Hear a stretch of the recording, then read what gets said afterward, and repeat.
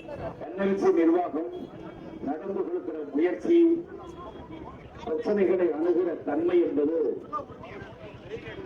சாதாரண பாவப்பட்ட மக்களுடைய கோரிக்கைகளை நிறைவேற்றுகிற ஒரு முயற்சியில் இல்லை என்பதை இன்றைக்கு நடக்கக்கூடிய அந்த நிகழ்வுகளின் அணுகுமுறை தெரிவிக்கிறது. துவக்கத்தில் இந்த போராட்டத்துக்கு எல்லோரும் ஒன்றிணைந்ததற்கு பிறகு தமிழ்நாடு காவல்துறையின் சார்பிலே நம்முடைய காவல்துறை கண்காணிப்பாளர்களும் துணை கண்காணிப்பாளர்களும் நடந்து கொண்ட அணுகுமுறையின் காரணமாகத்தான் இந்த போராட்டம் இப்போது அமைதியான முறையிலே நடந்து கொண்டிருக்கிறது. நம்முடைய NLC நிர்வாகத்தை போல முரட்டுத்தனமாக நம்முடைய காவல்துறையும் நடந்திருந்தால் உங்களுடைய பேரிகேட்டை சேர்த்துக் கொண்டு நாங்கள் உள்ளே சென்றிருப்போம் என்பதை நான் பணிவோடு தெரிவித்துக் கொள்கிறேன். தொடர்ந்து 15-20 ஆண்டுகளாக போராடி கொண்டிருக்கிற இந்த பிரச்சனைக்கு இன்றைக்கு ஒரு முடிவு கட்ட வேண்டும் என்கிற நோக்கத்தோடு தான் தோழர் DR அவர்களும் நானும் இங்கே பங்கெடுத்துக் கொண்டோம். யாருக்கும் போய் பிச்சை கேட்கறதுக்காக வேண்டியதில்ல. ஒண்ணு மாநில அரசு பேசி ஒரு நிரந்தர தீர்வுக்கு வரணும். எங்களை பொறுத்த வரைக்கும் இன்னைக்கு NLC நிர்வாகம் நடந்து கொண்டிருக்கிற அந்த தன்மையை பார்க்கிற போது NLC நிர்வாகம் இந்த பிரச்சனையை தீர்க்கும் என்கிற நம்பிக்கை எங்களுக்கு இல்லை. ஆகவே உரிய நடவடிக்கையை நீங்கள் மேற்கொள்ள வேண்டும் என்று சொன்னால் உடனடியாக நீங்கள் மாவட்ட ஆட்சியர் தலைமையிலே மீண்டும் ஒரு முத்தரப்பு பேச்சுவார்த்தையை நடத்த வேண்டும் என்று சொல்கிற போது கூட NLC நிர்வாகம் அதற்கான முயற்சியை மேற்கொள்வதாக தெரியவில்லை. மாவட்ட காவல்துறை கண்காணிப்பாளர் காலையில் இந்த போராட்டம் நடைபெறுகிறது, போராட்ட குழுவோடு என்ன பேசுவது, சட்டப்பேரவை உறுப்பினர் கட்சி தலைவர்கள் எல்லாம் வருகிற போது என்ன பேசுவது என்று மாவட்ட ஆட்சியரோடு கலந்து பேசியிருக்கிறார்கள். மாவட்ட நிர்வாகம் தீர்க்க வேண்டிய பல பிரச்சனைகள் இருக்கிறது. வீடுகளை இடிப்பதற்கு காவல்துறை முன்னால் இருக்கிறது.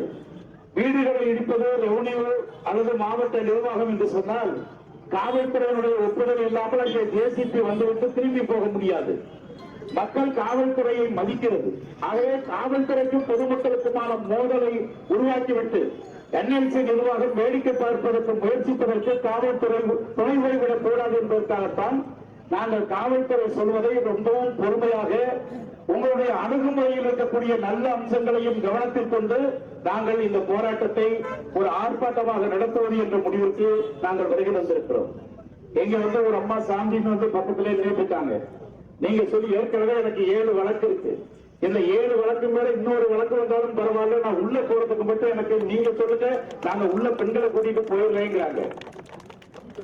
இந்த மாதிரியான பிரச்சனைகள் என்ன வருதுன்னு பாத்தீங்கன்னு சொன்னா, சாதாரண இந்த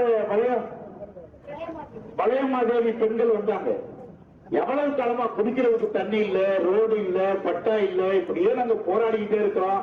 அல்லது நீங்க அவங்க என்ன நினைக்கிறாங்கன்னா, நாங்க தான் மாவட்ட ஆட்சித்தலைவர், நாங்க தான் முதலமைச்சருங்கிற கனவுல அந்த அவங்க கூட என்ன சொல்றாங்கன்னா, நீங்க இந்த இடத்துல பட்டா கொடுத்துட்டு போகணும்னு எங்கள்கிட்ட சொல்லிட்டு இருக்கிறாங்க. இதான் மக்களுடைய தேவை. தொடர்ந்து போராடி பார்த்தாச்சு, அதிகாரிகள்கிட்ட முறையிட்டாச்சு, கலெக்டர்கிட்ட மனு கொடுத்தாச்சு, முதலமைச்சருக்கு மனு கொடுத்தாச்சு. யாருக்கிட்ட மனு கொடுத்தா கோரிக்கை நிறைவேறும் என்கிற விவரங்கள் கூட தெரியாத ஒரு பாவப்பட்ட மக்களிடம் கோரிக்கை நிற்கிறது NLC நிர்வாகம். ஆகவே NLC நிர்வாகம் எடுக்கக்கூடிய நடவடிக்கை ஒரு கார்பரேட் நடவடிக்கையை விட மோசமாக இருக்கிறது.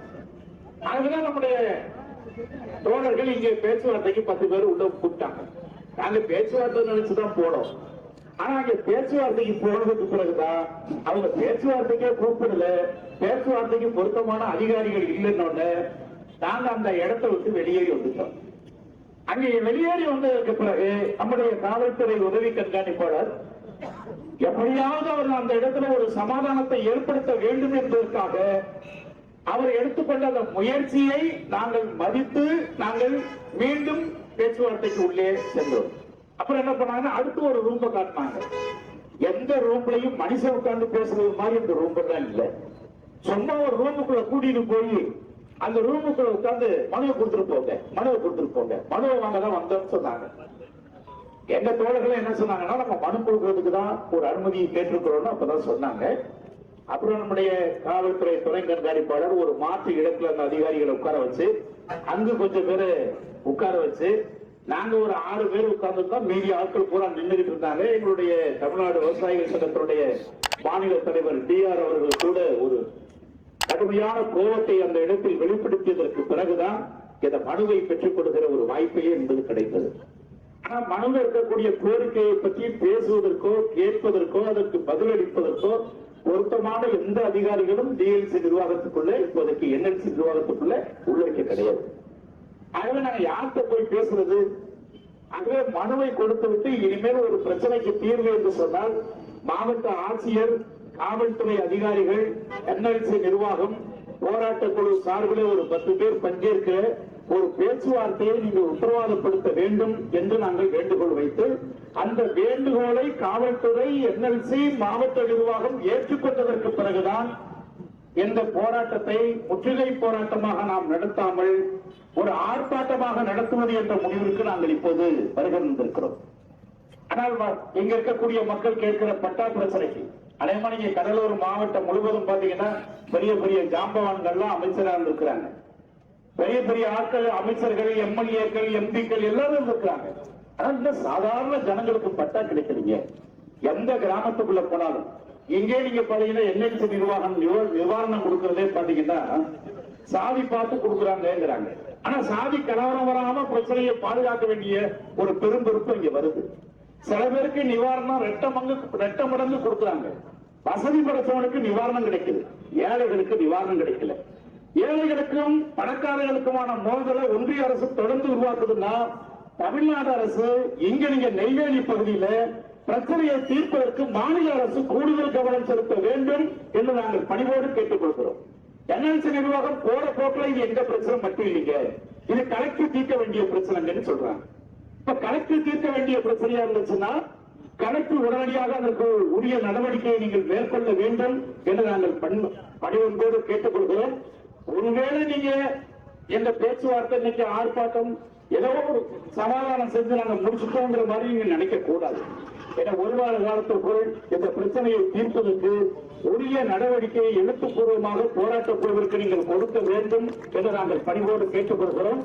ஒரு வார காலத்துக்குள்ள நீங்க அதற்கான மனுக்களை கொடுத்து பேச்சுவார்த்தைக்கு அழைப்பதற்கு நீங்கள் முயற்சிக்காமல் ஏதோ வந்தாங்க போறாங்க போராட்டம் முடிஞ்சு போச்சு நீங்க நினைச்சீங்கன்னு சொன்னா அது ஒரு தவறான புரிதலுக்கு சென்றுவிடும். ஒரு வாரத்துக்கு பிறகு நாங்கள் நடத்துகிற போராட்டம் தமிழ்நாட்டு அரசுக்கு ஒரு பாதிப்பு வராத போராட்டமாக இருந்தாலும் ஒன்றிய அரசுக்கு எதிரான போராட்டமாக இது இருக்குமா அல்லது ஒன்றியத்துக்குள் இருக்கக்கூடிய அரசனுடைய பொதுத்துறை நிறுவனம் என்கிற அடிப்படையில் ஏதாவது ஒரு மோதலை உருவாக்கி விடுவார்களா என்கிற ஐயம் நிகழ்கிறது. ஆகவேதான் நாடாளுமன்ற உறுப்பினர் தோழர் சு. வெங்கடேசன் அவர்களுக்கு இப்போது நம்முடைய ரமேஷ் பாபு அவர்களும் நம்முடைய சங்க நிர்வாகிகளும் அதனுடைய மனுக்களை அனுப்பி வைத்திருக்கிறார்கள். நாடாளுமன்றத்தில் என்னுடைய துறை அமைச்சரிடமும் எங்களுடைய நாடாளுமன்ற உறுப்பினர் சச்சிதானந்தம் அவர்களும் சு. வெங்கடேசன் அவர்களும் அங்கே பார்த்து இன்றைக்கு சந்திக்க இருக்கிறார்கள்.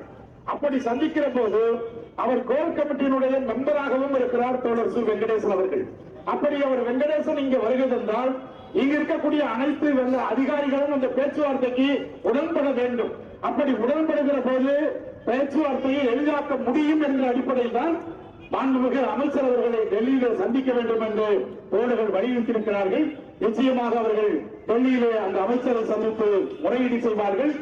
நாங்கள் சட்டப்படி செய்ய வேண்டிய அனைத்தையும் செய்வதற்கு நாங்கள் தயாராக இருக்கிறோம். ஆனால் போராட்டத்தினுடைய கோரிக்கையின் நியாயத்தை அமைதியான முறையிலே தீர்ப்பதற்கு மாநில அரசும் முயற்சிக்க வேண்டும் என்று நான் பணிவோடு கேட்டுக்கொள்கிறேன்.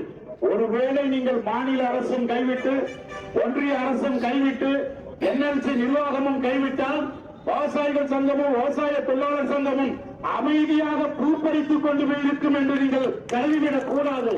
கடலூர் மாவட்டமே கொந்தளிக்கிற ஒரு போராட்டத்தை நாங்கள் ஏற்படுத்துவோம். எங்களுடைய முன்னாள் சட்டப்பேரவை உறுப்பினர் மார்க்சிஸ்ட் கம்யூனிஸ்ட் கட்சியினுடைய அரசியல் தலைமை குழு உறுப்பினர் தோழர் கே. பாலகிருஷ்ணன் அவர்கள் எம்எல்ஏவாக இருந்த நேரத்திலே போராடிதான் அன்றைக்கு 1,09,500 ரூபாய் நிவாரணத்தை பெற்றுக் கொடுப்பதற்கு காரணமாக இருந்தது செங்கொடி இயக்கம் தான் என்பதை கடலூர் மக்கள் நன்கறிவார்கள். இப்போது நாங்கள் கேட்பது இன்றைய விலைப்பட்டியலை கவனத்தில் கொண்டு 40 லட்சம் ரூபாய் கொடு என்று நாங்கள் கோரிக்கை வைத்திருக்கிறோம். ஆனால் விவசாயிக்கு கூட சில கோரிக்கைகள் நிறைவேறுகிறது. விவசாய தொழிலாளிகளுக்கு குறைந்தபட்ச கோரிக்கைகள் கூட நிறைவேற்றுவதே கிடையாது. குறைந்தபட்ச நிவாரணம் என்பதே கிடையாது. ஆகவே விவசாய தொழிலாளிகள் விவசாயிகள் நிலத்தை எடுக்கிற போது விவசாயிகளுடைய வீடுகளை எடுக்கிற போது அதை நம்பி வாழ்கிற விவசாய தொழிலாளிகளை நாதியற்றவர்களாக நிறுத்துகிற நடவடிக்கையை என்எல்சி நிர்வாகம் தொடர்ந்து புறக்கணிப்பு செய்கிறது. விவசாய தொழிலாளிகள் பாவப்பட்ட மக்கள். அவர்கள் கடவுளை நம்பி மட்டுமே நிற்பவர்கள் என்று நினைக்கிறார்கள். அவர்கள் கடவுளை நம்பி NLC நிர்வாகம் ஏமாற்றியது போதும், கடவுளும் கைவிட்டு விட்டது, எங்களை செங்கொடி கைவிடாது என்கிற நம்பிக்கையிலே இன்றைக்கு எல்லா விவசாய தொழிலாளிகளும் செங்கொடி இயக்கத்திற்கு பின்னால் திறந்திருக்கிறார்கள். ஆகவே விவசாயிகளும் விவசாய தொழிலாளிகளும் இணைந்து பொதுமக்களுடைய பேராதரவோடு, அனைத்து கட்சி தலைவர்களுடைய ஆதரவோடு, சட்டப்பேரவை உறுப்பினர்களுடைய ஆதரவோடு இந்த போராட்டத்தை மேலும் வீரியத்தோடு முன்னெடுப்போம். கோரிக்கை நிறைவேறுகிற வரை உறுதியாக போராடுவோம் என தெரிவித்து இந்த போராட்டத்தில் பங்கு கொண்டிருக்கிற அனைவருக்கும் அகில இந்திய விவசாய தொழிலாளர் சங்கத்தினுடைய தமிழ்நாடு மாநில குழுவின் சார்பிலே நன்றி பாராட்டி விடைபெறுகிறேன். வணக்கம்.